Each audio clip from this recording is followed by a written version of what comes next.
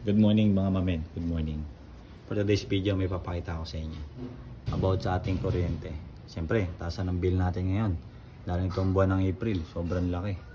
Ito yung amin, kasi apartment to eh. Ayan, dami. Ito yung amin. Diba? Meron kami ngayon kumukonsume ng 0.054. Yung natingnan niya, yun yung kilowatt hour. Ito parang yung maliit niya, dyan nagsisimula yung counting. 0.054. Tapos ngayon, mamaya, papakita ko naman sa inyo, magsasaksak ako ng heater, yung sa tubig, kung gaano kalakas yan. Tara. Pakita ko na sa inyo yung pagsaksak ko ng heater, kung gaano kalakas yung magiging ano niya, consume niya ng kuryente. Yan, ito yung aming heater. Yan o. K-Mail, si Camel. Tara. Try natin. Saksak natin. Open natin. Yan. Open na ba? Ay, mali pala tayo na nasaksak. Rice cooker pala nasaksak natin. Epic ang fail. Wait lang ha. Wait lang. Epic ang fail eh. Yan. Nakasaksak na. Open. Ayan. Okay na. Tara. Punta tayo dun sa may meter natin. Yun. Dito na tayo sa meter natin.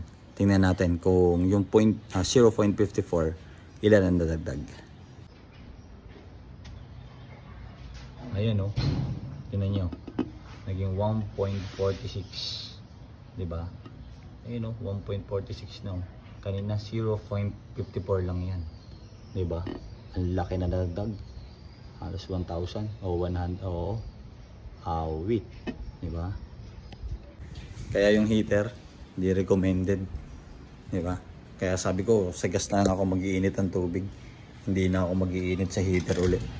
Laki no? 0.54 nung wala yung heater. Nung may heater na, naging 1.54. Diba? Ang laki ng dinagdag niya.